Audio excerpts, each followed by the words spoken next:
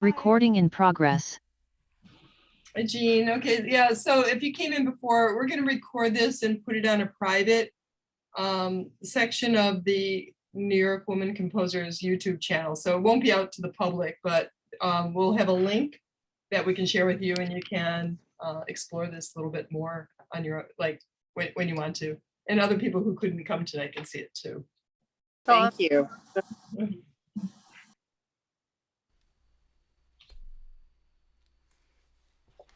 Hi, Beata. Hello. And Ala. Beata. So we have like, let me see how many participants, 7. Yeah, there's, I think I sent this out to 15 people, so we'll see people trickle in. Jean, do you know everybody? Or is everybody new? Not everybody is new. Beata and I have spoken. Hi, nice to see you too. Nice to see you too. And of course, I know Deborah.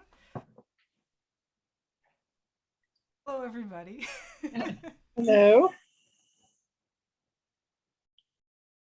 This is delightful. Tell me, yeah, why don't, Anne, why don't you tell me when you think we ought to start? Yeah, I would give it maybe 3 more minutes at 6:35. It just, like, I guess some people like, forgot or Concert start time tradition. Yeah. A few minutes after. Yeah. So Beata, but like if you don't, maybe Diane and Marilyn and Ala, if you maybe just introduce yourselves to Jean so she'll get an idea of who's here. Hi, Jean. I think we wrote each other about the the grant and Yes. yeah, and then this seemed like the good option to really introduce each other, introduce the composers to the accordion, because not so many have written yet. So this is our opportunity now. Great. Well, I hope I can give you some information that's helpful. It's a pretty fun instrument, is my view, and there's a lot you can do with it. Yeah. Great. Yeah, or Ala or Diane, do you want to introduce yourselves or? Yeah, I can. This is Diane. Yeah, I can actually. This intrigued me because in my undergraduate, one of my classmates played the banjo, and every university laughed him out of the interview process except University of Delaware, because one of the professors was an accordion player. Oh my gosh, that's great. Also, I have to say, since I essentially grew up on the University of Delaware campus, that gives me stirrings of like deep hometown pride. So that's Oh, thank you. I loved my time at Delaware. It was phenomenal. It was phenomenal. Wonderful. I was actually just down there last month recording in one of their newer halls. The new arts center that was built in 2005, 2006, something like that. It was built in 2006 because they built it. They opened it the fall after I graduated. I did get to go down and tour it, but I never got to play in any of it. We were always in Loudus with the with the recording with it. I don't know if they still have to check out the train schedule and record around the that run. Okay, well, we didn't. I have to tell you, the new building, we didn't hear a single train, and we'd step outside, and there was a freight train going by for 10 continuous minutes. Yep. And, didn't hear a thing. Yeah. No. Whenever we would record in Loudus in the original building, we always had to have the train schedule so that we knew it was coming, and we could just stop for the 10 minutes that it was going by, because it was always in the middle of the night. Yes. Because it's just the overnight freight train. And so yeah, I didn't get any of the benefit of the new buildings. I got all the old buildings. Oh, I'm sorry. You'll have to make an excuse to go see it then. Oh, I'm actually getting ready to go. I'm hoping to go back next summer. So I've definitely got to get back and get into the new buildings. So. Has anyone used those train sounds yet in their compositions? That's probably coming next. Right. I wish I was more tech savvy. I might do more of that kind of thing. if it's not the trains in Newark, it's the marching band practice. There's a lot of that too. Oh, Yes. Oh, Yeah. yes. Yeah. They used to practice near where the new building is before the building went up, because it was just all a quad. It So was just, yeah. Yeah. Mm. Yeah, John Philip Sousa's in the background of my childhood. Yeah. Okay. Yeah, why don't we start? Like I said, people may trickle in. They often do between now and 7:30. But Okay. we'll turn this over to you. And Okay. and again, thank you, Jeanne, for introducing us to the accordion. May I just interrupt for a second? So I just want to say my name is Alla Barsova. I'm a composer. I actually read piece for accordion, and it's on compact disc called Pinsk and Blue with all the records. And Bill Schimmel played it. Oh, wonderful. Great. Yeah, and myself on the piano. It's accordion and piano. And I can send you a link to the piece. It's a fun piece. It's called Pinsk and Blue. Oh, wow. And another thing that my husband and I just came, we didn't have lunch. So because we had a saga with my glasses, I got new glasses, and it continued since April. So like wrong prescriptions written, wrong glasses arrived, and finally I got them today, although they will be exchanged later. So, but it was very tiresome. So, and we didn't eat since early morning. So I just want to say, I don't know how effectively I will be listening. So, because practically we have to eat. So that's reasonable. tell me please, are you going to record this session? Yeah, it is being recorded. It is recorded. Yeah. So if I disappear, although I wouldn't like, I would like to be here with you, but you understand. So I get that up at 6:30. Okay, yeah. Well, yeah, we'll get a link out to you soon. Yeah, I appreciate that. Yeah, thank you. Yeah. Okay, great. Thank you. And turn this over to you, Jeanne. Oh, great. I think that I should probably say, I should probably suggest that everybody mute their microphone to minimize background noise. And, that also means that you can eat without anybody hearing you, and you don't have to worry about that. So I'm going to suggest that we start with doing that. And I'm going to start next by telling you a little bit about me and how I came to the accordion. I'm a classical recording engineer and producer, and I've been working in that field since I was about 19. I went to Haverford College. I studied the piano from the age of 12, and I kept it up until a little after I graduated from college, and then stopped playing piano entirely. A little while later, I joined a Morris dance team, and the Morris dance team, folk dance team, had 3 accordion players for its music. And I was completely fascinated with the instrument. I just really had never had any exposure to it before, and kept messing with them during other people's instruments during breaks. And so that was sort of my introduction. That's how I came to it. But then, as soon as I had one, I discovered that it actually could play an awful lot more than Morris tunes. It's just a matter of how you approach it. So I'm going to show you 2 different accordions today. I picked up this one to start with. I'm going to demonstrate some different things on them. The accordion, or something similar to it, was patented in 1829. And though accordions had been in existence for really some time before then, or something like an accordion anyway, it's a free reed instrument, which means that, you don't contact the reed yourself as you are playing it. The reeds are housed in 2 different places. They're housed behind this grill, and on the other side here, behind where all the chord buttons are. There are 2 reeds per note, at least on this type of accordion.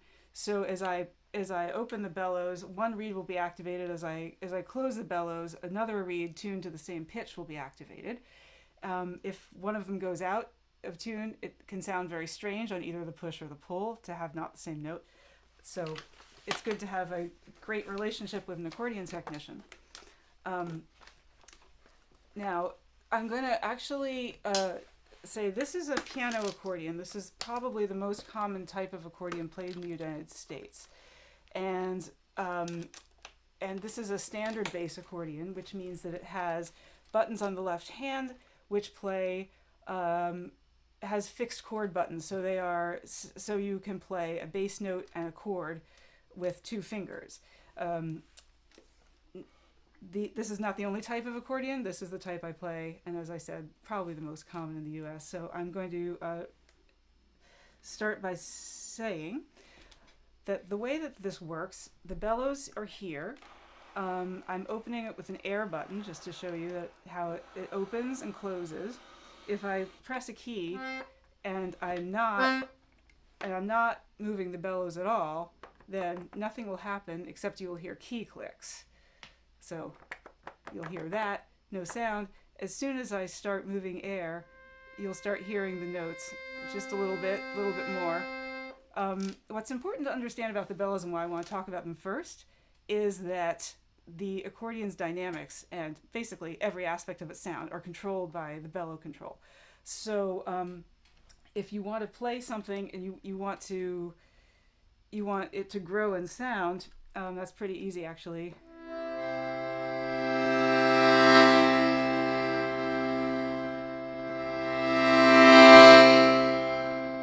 But it's very important to understand that the dynamic of the entire accordion comes together. It's not possible to do certain things that you can do on the piano. For example, you cannot play a decrescendo in the right hand while playing a crescendo in the left hand. It all comes together.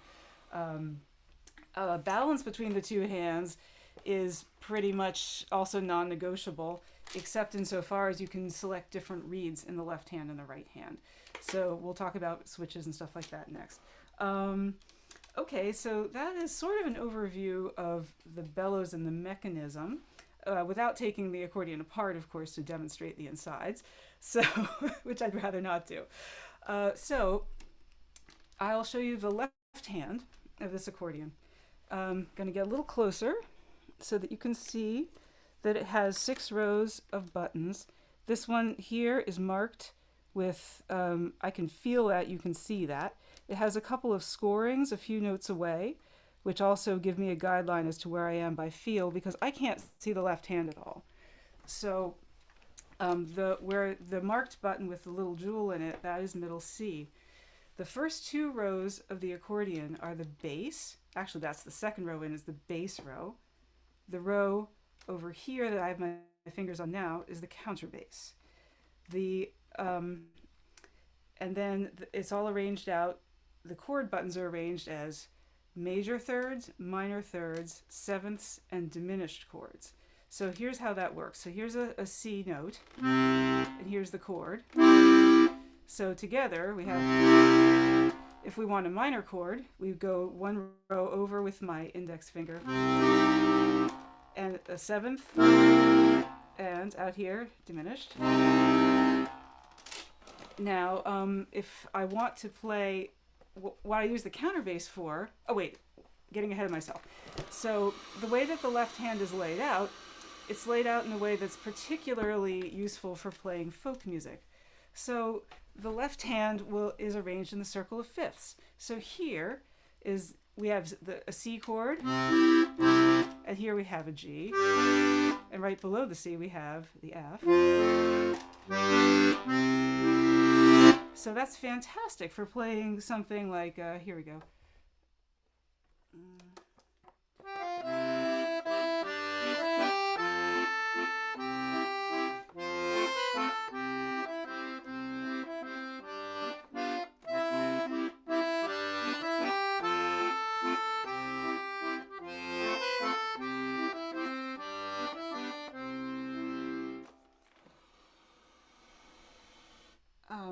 Okay. I'll toss in the little demonstrations, I think, as they go. The counterbass row is useful because it is also laid out in the circle of fifths, but offset by a half step. So if I need to if I'm playing the G, and I need to walk up from underneath it, I say, and so they're all arranged like that. That means I can play certain bass lines. I can say,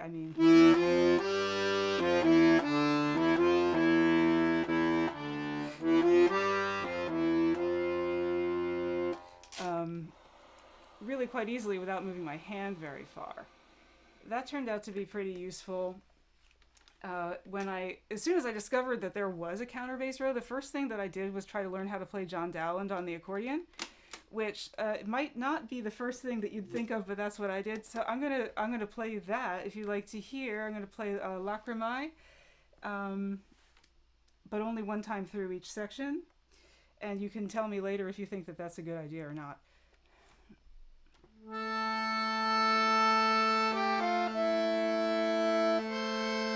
Oh wait, you know what? I'm going to turn this down because this is going to get very loud.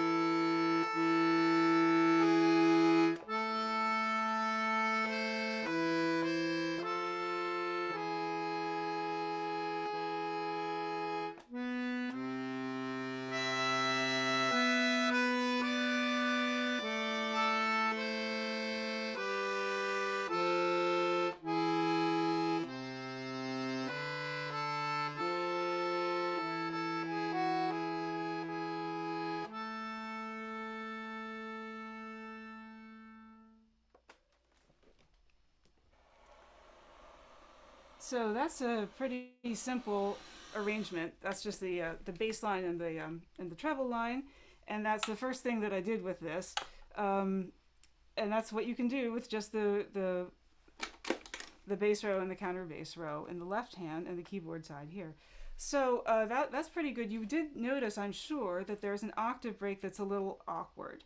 In the left hand, those two rows only give you one octave of notes. So in this accordion, the octave break happens between C and B natural. So here's the C, and here's the B natural. So they're an octave apart. Different accordions, the reed selection makes that a little bit less obvious than it is with this one, but that's how it is with this one. Which brings me to the next point, which is that all accordions are a little bit different.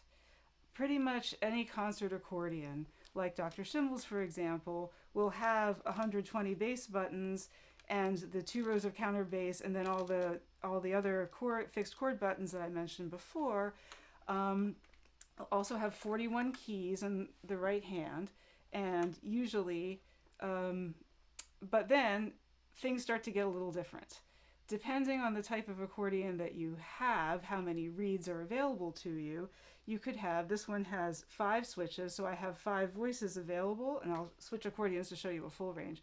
But a full concert accordion would probably have generally 11 switches.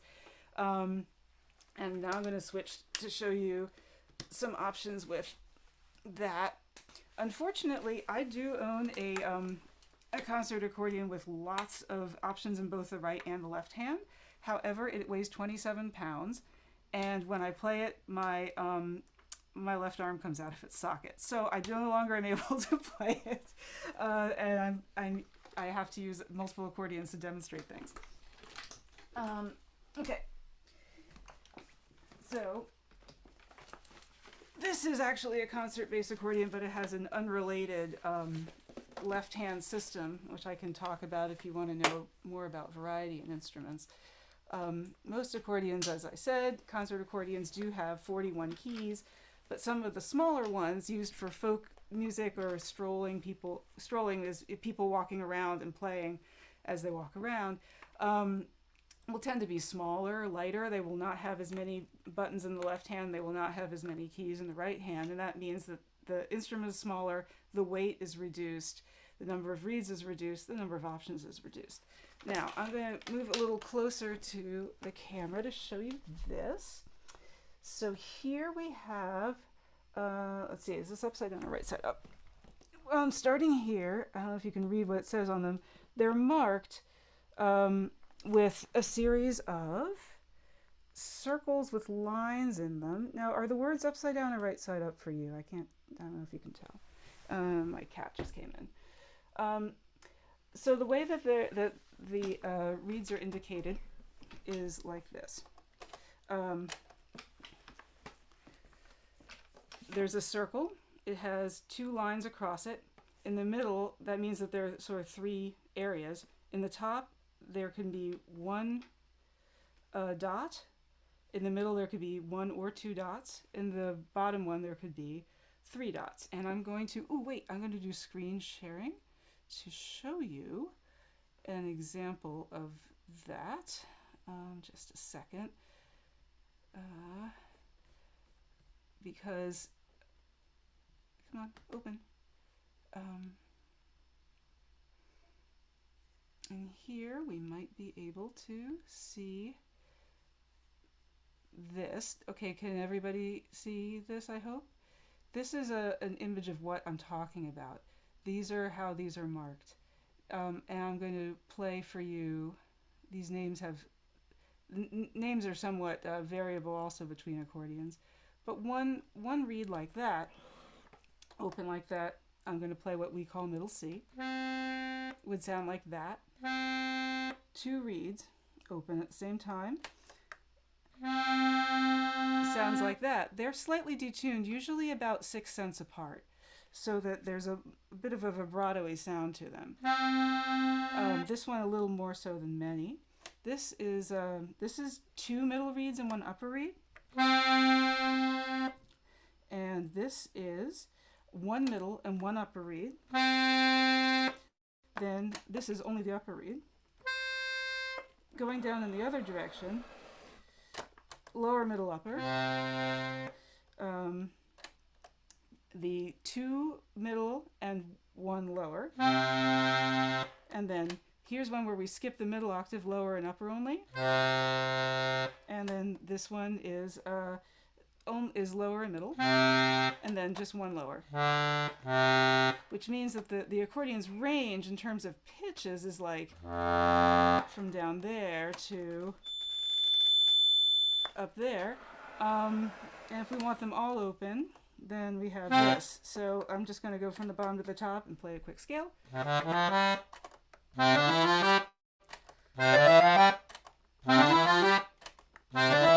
Master switch.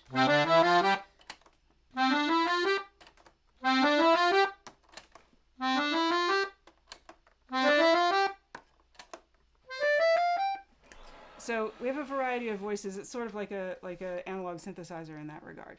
Okay, I'm going to close the screen. Okay, great. And there we go. So okay, so that's a start to how that works. Does anybody have any questions so far before I go on? Not yet? Okay, I'm going to let's see. May I ask one question? Of course. How do you notate that? Let's say I want to have the musette for these 3 measures and then switch to the flute. Do I just mark that in, musette flute, or is there a button or something on the notation programs to tell me that? Yeah, in both Finale and Sibelius, I know they both actually have accordion markings. Sometimes you can say, if they don't, you can just write the word like musette, and we know what that means. There's a little bit of disagreement about a few those markings. But wait, let me get back to that folder that I had, and show you an example or two. Come on. Sorry, I'm kind of new to screen sharing, so please bear with me. So if you wanted to see, let's see, I wonder if this one has an example, and if not, I'm going to have to just hold something up for you. This piece that you see here has an indication at the beginning of what reed he wants used. So that reed is the bandoneon reed on my accordion. The lower and the middle two reeds open, and then the indication for the left hand switch that would be preferred also, which is to say not the lowest bass sounds that are possible, but we have our switches marked differently, and I'm sorry, I wish I'd brought in my concert accordion to show you what that looks like in physical manifestation. But that would be sort of how that's indicated. Then when we're going to switch, then of course the new symbol shows up right at the point where we want the new sound to occur. It's wise as a composer to give us a little time to get to that, because sometimes we have to figure out where our switches are. They're also not uniformly laid out in exactly the same way. Like this layout is quite logical to me, but some accordions sort of put them here and there. Like the manufacturers decide to put what they think will be the most commonly used ones all in the center or something like that. It varies instrument to instrument, but it's always good to give us a little lead time between sound options. Like how much lead time? Like a beat or two, or? Oh yeah, that's probably all that we need. I mean, if you're playing and you just have to hit a switch like this, that's pretty easy. Also, they this is not going to show up, I don't think, on the camera, but there's this little thing that sticks out. Can you see that? This that is a master switch that you can. It's called a palm switch. So if we're playing, if I'm playing up here and I want to quickly switch to the master, I can go. There it is. But everything else we actually have to hunt and hit it. Yeah. Okay, so the master is everything open. Is everything open? Is all four of them open? And here it's placed both in the center of my array of switches and also here. So the accordion is a little bit like, in terms of the switch options, a little bit like a baby organ then, because with different stops, and since they're all a little different and have different switches available to them, occasionally we have to make substitutions. So I'll play you something with a substitution at some point. Also, it can still be successful, but you have to make a judgment as a musician when you run across that kind of a situation. So I want to talk to you about a couple of things that you can do with like bellows effects, which basically I would like to show you that because I have something I can play for you that will demonstrate that. But one of the things that we do in my group, Bactopus, we have developed what we call the flappy vibrato, which is, we use this to great effect often. So let's just say that I'm holding something and then I want to make it go. We don't have the option of making vibrato where the pitch changes because our pitches are fixed, but we can vary the periodicity of a pitch's appearance. So here we go. This will be a little vibrato demonstration, sort of flappy vibrato, as we call it.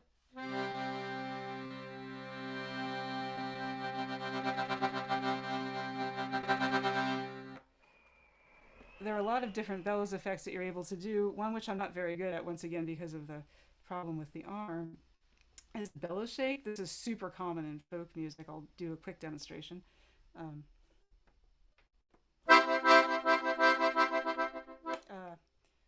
Well, that's not very good because I'm not quite adept at that one.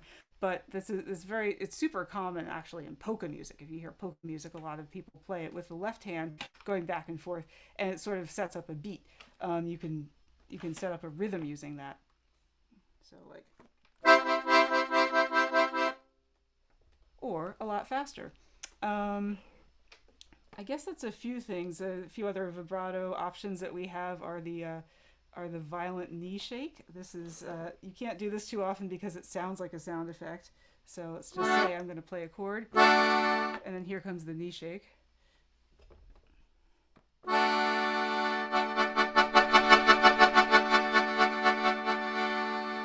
Interestingly, it sounds different on the way back in.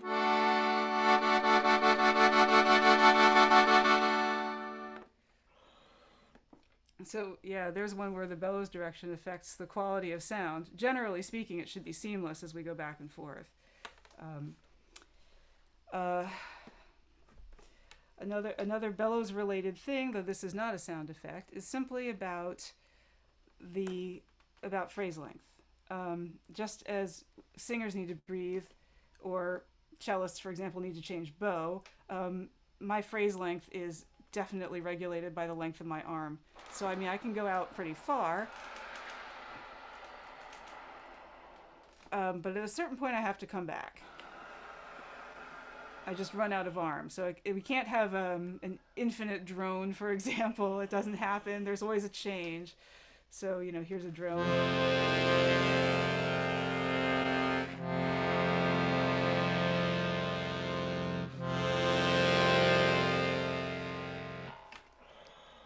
And that's something that you need to be prepared for. We'll make decisions about where we put our bellows changes, but just know that they will have to happen sometimes. Okay, I think I'd like to just play you a couple of things. I played you a little Dowland. I'm going to switch instruments. I'll come back to this one in a moment. I'm going to play a little piece,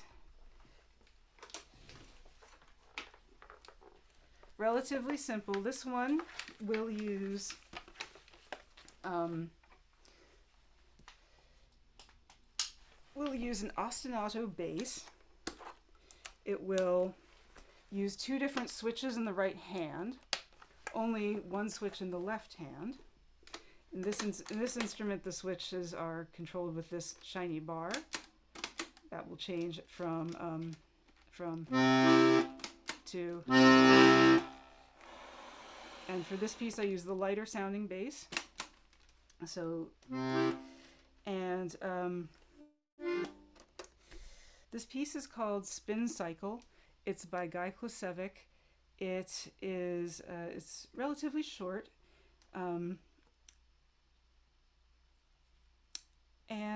I think that you should hear a few things that I've mentioned, such as the fact that the entire instrument's dynamic will come along with it.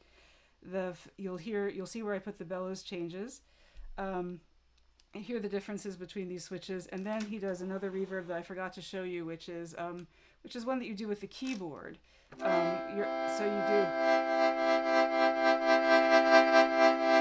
In that one, I am pulling and pushing the instrument just by pushing down on the keyboard. That's fine if there are things you're doing in the left hand that you can't change the bellows motion with other than just playing. So you'll hear that in this piece too. Okay, this is Spin Cycle.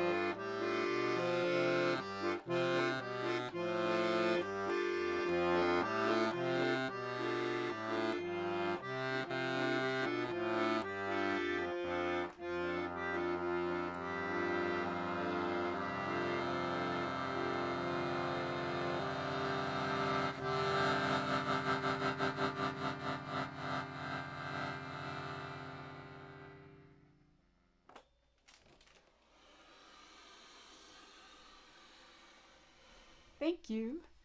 Thank you.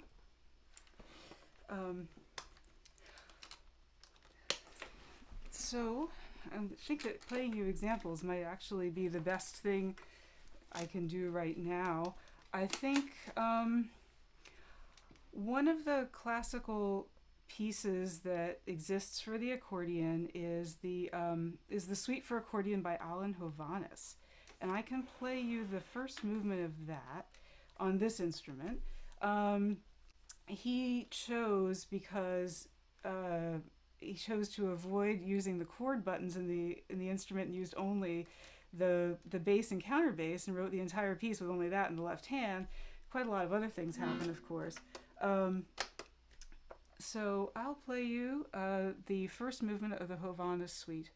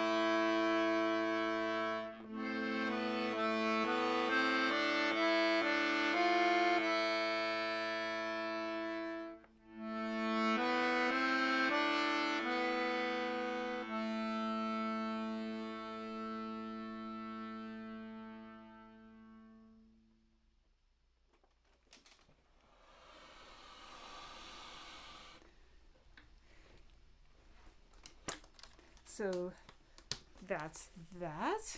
I'm going to play you some more, but I'm going to first talk a little bit about notation. So writing for the accordion looks a lot like writing for any keyboard instrument in terms of there's a bass clef and a treble clef. The treble clef relates to the right hand and the bass clef relates to the left hand. When we write using individual notes, we tend to specify that by saying free bass or maybe melodic line or bass melody, something to indicate that we are not using the chord buttons. When we write chords, we tend to have a bass note of a chord be below the center line in the bass clef, and the chord button in the upper half of the bass clef. So a C major chord could look completely different from what it sounds like, because the bass note will be as low as the C can be written, and then the chord button will be up high. To indicate the different rows that I told you about, the major, the minor, and the seventh and the diminished, we use shorthand most of the time. That is to say, a major M, capital M for major, small m for minor, 7 for seventh chord, and just write the word, either write the letter D as a lowercase, or else DIM period for diminished chord. That tells us which buttons to reach for, and it's a really, really useful and compact shorthand.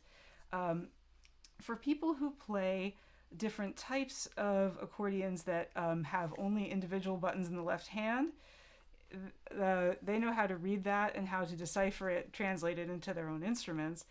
But some who do it all the time prefer to write out all of the notes as though it were the way that you would write for the piano. That's a little more straightforward. So when we write, usually we mean that on the staff, middle C tends to refer to this location on the keyboard, the C that's the closest to my chin, and then the octaves go above that. So if I write, with the clarinet reed, for example, which is the one in the center with just one dot, one reed, then that is what I mean. And then the upper octaves follow pretty logically. Same for anything else with the upper, middle and upper reeds. In the lower, it gets a little confusing. Some people have opinions about it. If they want to be very clear about where it sounds, then they write at the beginning of the score,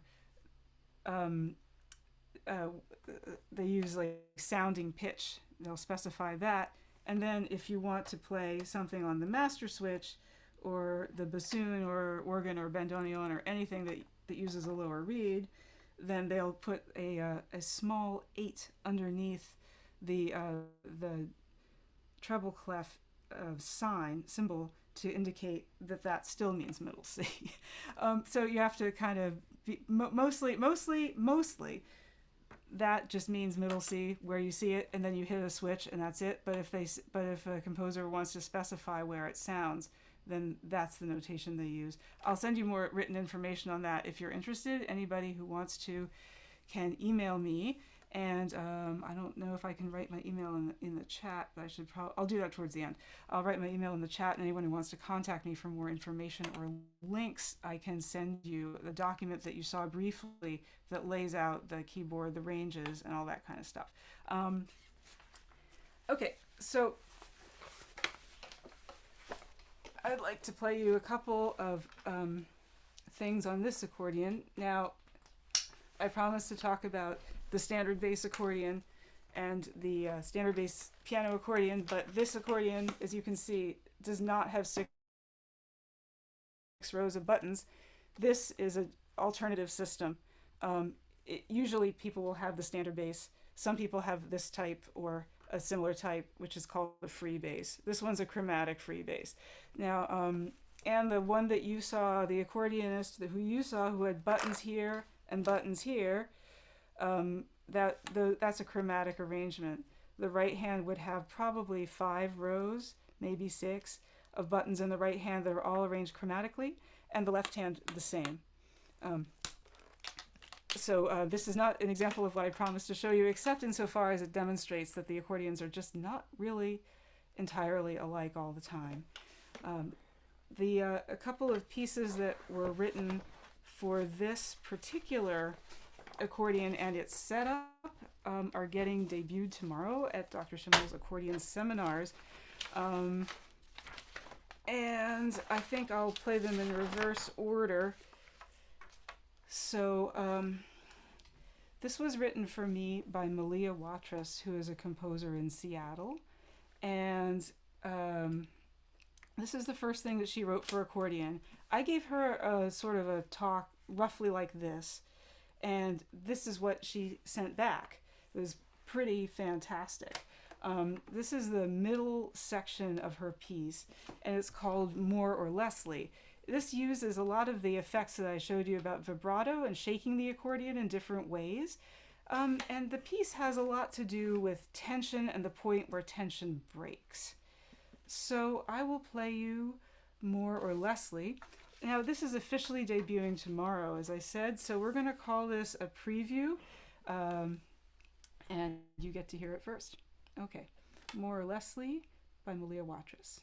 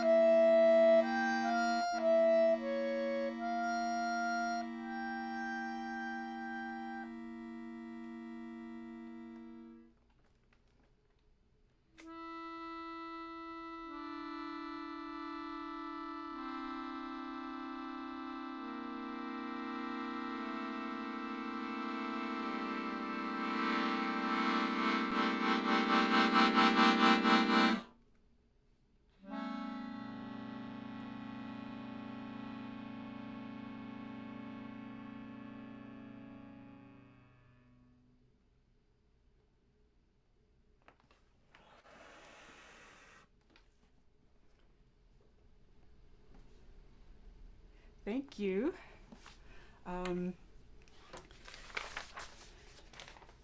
Malia is not an accordionist, has never written for the accordion before, and I think it was pretty astonishing. I can, do we have time? I can play you one other movement from that. Otherwise, I should probably just put my info in the chat or take more questions, or take some questions. Should I take questions, do you think, Anne, or should I,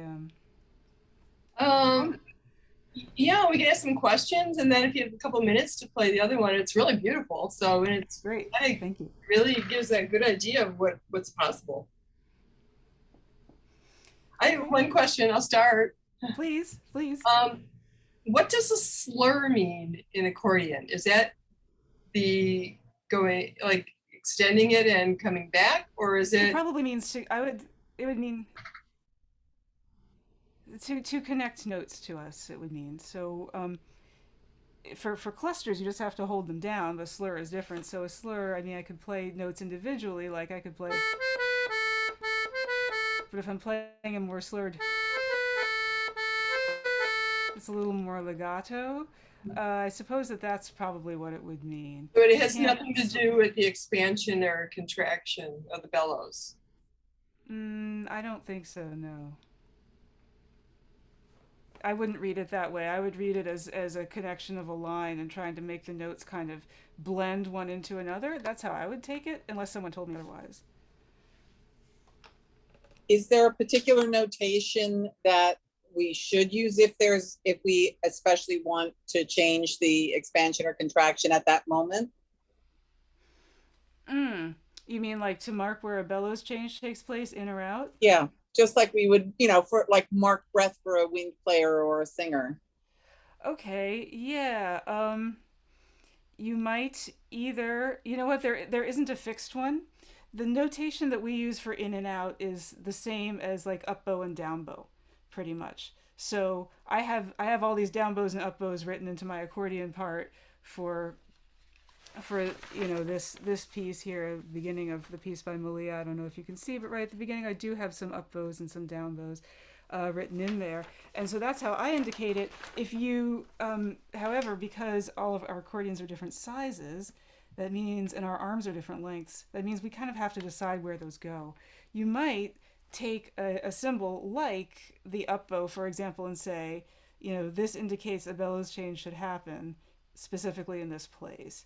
That might be an approach, or to make another symbol like an asterisk or something and have that mean this indicates the bellows change should happen in this spot. Thank you. Yeah, I see. Yes, Malia is a violist. Yes, she's a wonderful violist, actually. Yes. Thank you so much. This is really helpful. So if I'm understanding correctly, then it's up to the performer to decide on the bellows and the changes, or is it like most likely the first note will be opening unless the composer says otherwise? Probably, yes. I think that's a fair thing to say. If you want to specify where you think they ought to go, that's certainly helpful guidance. If you're not sure, you can leave it to us, but we'll generally follow phrase marks, as Malia did. And all of hers, I don't know, it seemed like she had a secret line into the accordion world that I'm not aware of, because all of her phrases in my arm length are exactly in sync, so that is quite bizarre. Thank you.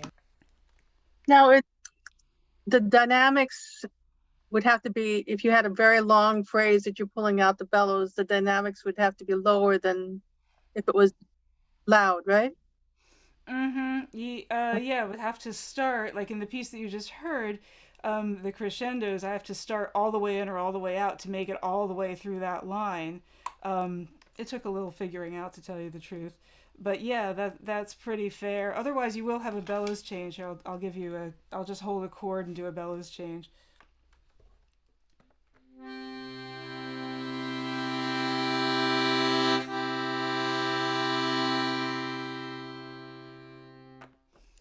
So it can be done, and it sometimes has to be done. There's sometimes no option. We simply have to change an accord, and sometimes it's desirable to make it peak, break, and then come back to a different, with a slightly different sonority of the in and the out.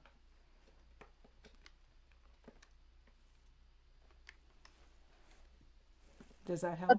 The other thing I wanted, now the other accordion you had the 5 buttons, and this has the 8. So when you have the 5 buttons, are they usually the same 5 that have been? No. No, it's usually one of 2 combinations. It's either what we call an LMMH, so low, middle, middle, high. Let me pull out the red one. What I'm doing here is I'm locking the bellows. This keeps them closed as I pick it up and put it down. Otherwise, it makes all kinds of squeaky sounds.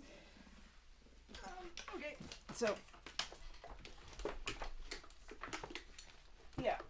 So this one is this one's an LMH. So it has its master switch is just the 3 notes, low, middle, and high, but no double reeds. So it doesn't have that sort of wobbly vibrato sound that's more of a Parisian cafe sound. It just doesn't have that. So I can actually put this on. So here we go. That's the master. Here's the bassoon, only 1 reed. And here's the organ, the lower and the higher, no middle. Here's the musette, which is not the appropriate name, but that's what they chose to call it, and that is the middle and the upper. This is just the middle. By all rights, there should be just an upper, but for some reason, they did not put just the upper switch on this accordion. I don't know why. I could really use that from time to time. So this is a pretty nice accordion, except for a couple little details like that. But the other type, which my first accordion was, and is much more attuned to folk music, is LMM. So the lower and the 2 middles. and then combinations thereof. Lower only, lower and middle, lower middle, and the other middle. And you can get really actually quite a range out of that. That's a setup that I'm very, very fond of. But I just have that that one's over there. And then some of them, when you start a student, you don't start them with all of that. So when you start, like especially a young student, you would start them with a smaller accordion with only a few buttons on the left hand. It's less stuff to think about, less stuff to learn and deal with. Sort of like Orff instruments where you just keep adding stuff. And then a smaller number of keys, and then either no switches at all, or maybe a lower and a middle, and combinations of those. So they have a couple options. As they get bigger, you can and gain skill, you can add more and more things. I started with a full-on 120 bass, but I was also in my early 20s, so I was capable of handling it and had a background in harmony, so I could find my way around it.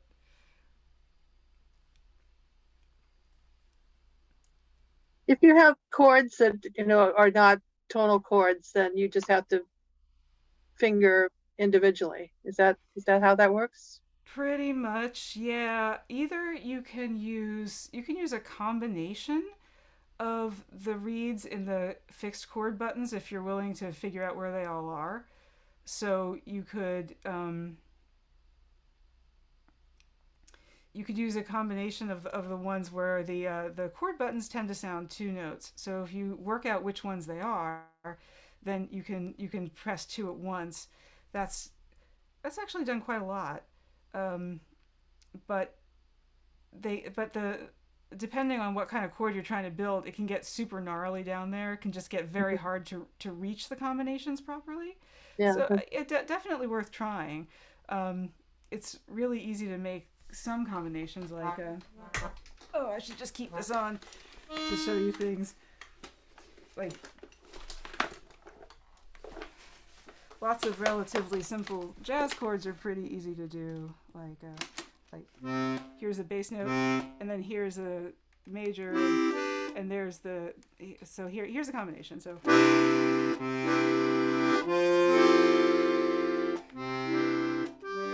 I'm just using two adjacent chord buttons together to make that combination. And that's a pretty simple approach to it, but a more complex chord might not be as well suited to the left hand as to the right. Mm-hmm. Okay, that was a long answer to a simple question. I'm sorry.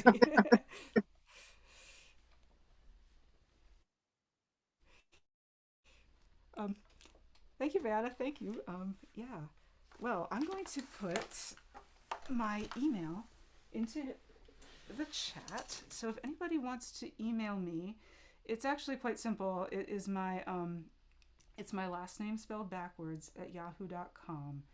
And you can also, if you want to see any more little videos of, I have a very small number of videos on YouTube just under the name Jeanne Velonis. So here's my, and let's see if I typed that right. I'm a really bad typist. Yeah, there we go. That is there's my email. So if anyone wants to reach out to me, I can send you more materials on notation if you're interested, links to people's articles about writing for the accordion, and samples of accordion playing if there's something specific that you'd like to hear. I'm wondering if you could just send them so that we all get them, or... Okay, if I don't have anything... That's too complicated. Well, I just don't happen to have everything organized into a Dropbox right now. Yeah, no. I did, don't worry. I would, but so I'm sorry. No worries, sorry. Oh, no. I wish I'd been that organized, Deborah. I'm sorry about that. Oh, you're good. I thought it would be easier, but forget it. It would be easy if I'd planned it out. Yeah, or Jeanne, if you want to, you can send it to me and I can send it to people on the list. Oh, sure, that'd be great. Thanks, guys. Sometime in the next few days. Not rush. Don't rush. So you're gonna leave us with a piece of music, or? Sure, why not? I'll play you the first movement that Malia wrote of her piece. It's also written. This one could actually be played on any accordion because it only uses two bass notes, sort of like the Velonis, but I have all of my bellows changes marked into this score with regard to this instrument. So I'm going to stick with this one. All right. This is called From.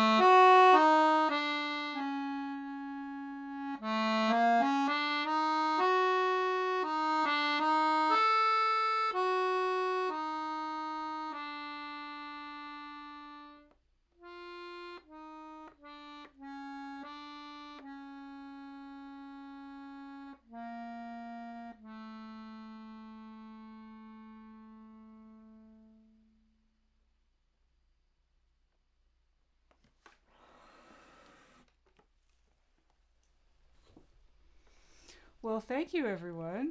Really, really nice. Thank you so much. It's great. Really nice. Yeah, that's great. Thanks for joining. Thank you all so much for coming, and thank you for your interest in my instrument. Jeanne, can we ask one question? Is there a lot of demand for like some new music by accordion or for accordion? Well, there's demand by me. I mean, there's I think that varies. The event that I mentioned before, the Accordion Seminars, is hosted by Dr. William Schimmel, and he is open to pretty much every kind of music for the accordion. And he himself is, of course, a really great contemporary interpreter. So I would say yes. Maybe not as much in the United States as in Europe, but I would tend to think it's growing. And a good example of that would be the group that I play in. I don't think that this would have existed even 20 years ago necessarily, but I play in a little quartet called Boctopus. Boctopus plays music by contemporary composers and Bach, which one of my friends said is something like, you're doing a job application. They say, well, what have you been doing for the last, 400 years? Anyway, so yeah, that's really what we're interested in. We're just interested in playing what we want to, which is we're all interested in contemporary music, and this is what we play. So I think that increasingly there are people who recognize that that's what this instrument is capable of. That's really capable of a lot that has been overlooked, and that's not an entirely new idea, but I think that the awareness of it is growing. I would say that starting in the 1950s, I know commissioning programs were being developed for the accordion. The Velonis piece that I played for you, the first movement of it, was commissioned by the Accordionist Teachers Guild. And the American Accordionists Association also had and still has, from about the same time, from the late 1950s, a contemporary commissioning program. And there's a piece by Virgil Thompson, there's a piece by, Pauline Oliveros, that's not a surprise, but I think that the piece by William Grant still might be a surprise to people. They just asked a lot of different people if they would write something for the instrument, gave them instructions, and but I'm not sure how well they're known outside of the accordion world. Do the four of you all play the keyboard accordion, or do some of you doing the button accordion? We all play piano accordions. Yeah, we all play keyboard accordions. Okay. I play this one in that group because it has the full array of 11 different switches and the full options for all of those different sounds in the right hand.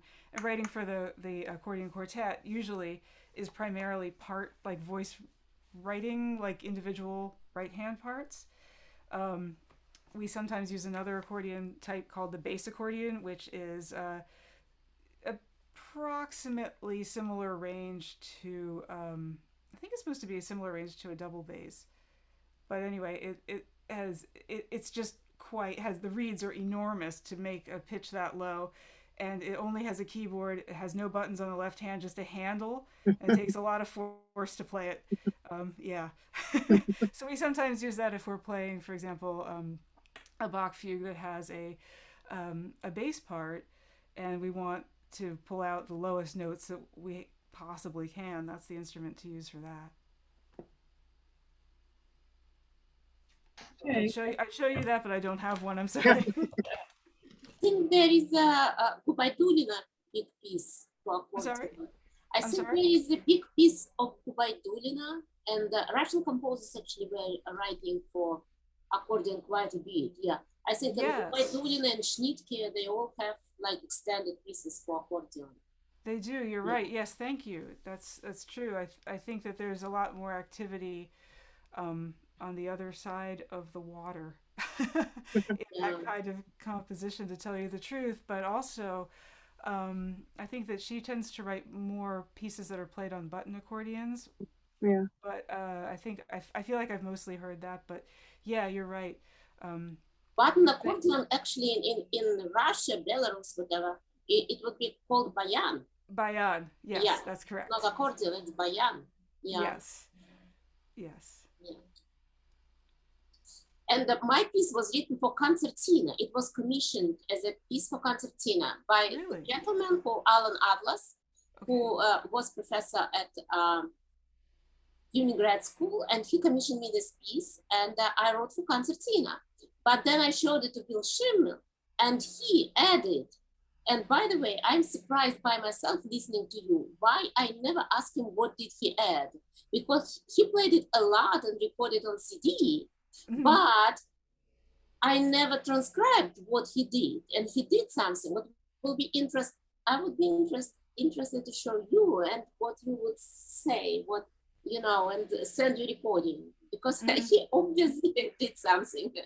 And I never asked what. It was just sounded so great, Yeah. I should. I'm surprised why you never asked me.